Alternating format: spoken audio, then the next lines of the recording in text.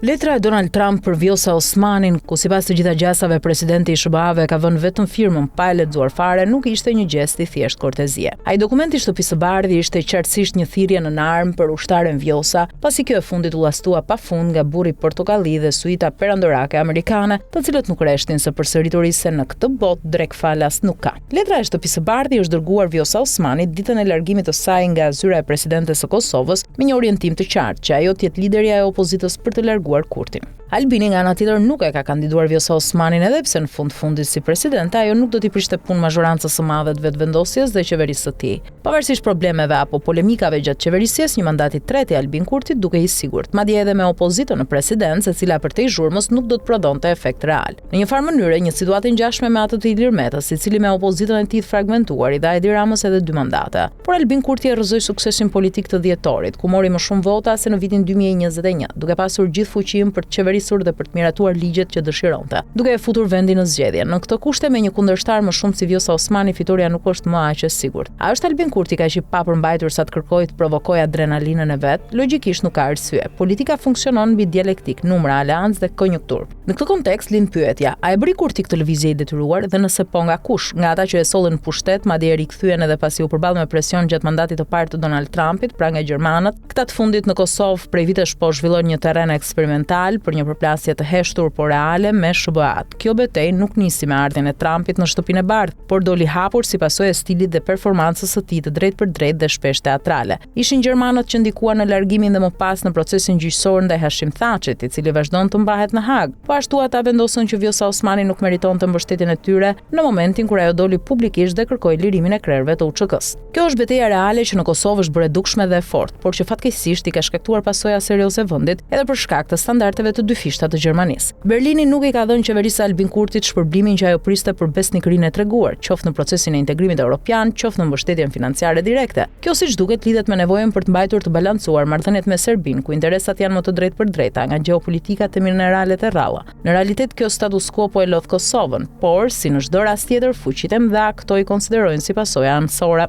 Ndoshta jemi përballë një zhvillimi më të madh, ku Kosova ka pak hapësirë manovrimi. Megjithatë për këtë duhet folur dhe diskutuar. Deri tani si klasa politike ashtu edhe ajo mediatike e kanë trajtuar këtë si një përplasje mes aktorësh lokal, të cilët në fakt janë vetëm marioneta të lojtarëve të mëdhenj. Kosova sot i ngjan një betejë të tipit Battle of Kosovo, ku në thelb nuk përplasej thjesht perandoria osmane me disa princër ballkanik, por lindja me perëndimin. Jo rastësisht në atë betejë u vran Murati i parë dhe Lazar Hrebeljanović. Fituesit real rezultuan të ishin Vuk Branković dhe Bayezidi i parë, djali i Muratit, i cili mori për grua Marën, vajzën e Brankovićit. Më vonë kjo figurë ndikoi në formimin e Mehmetit të dytë, i cili do të jepte fund perandorisë romake me pushtimin e Konstantinopolës. Nuk është rastësi që marrëdhëniet mes Serbisë dhe Turqisë jo vetëm që nuk u prishën, por shpesh kanë mbetur funksionale dhe pragmatike.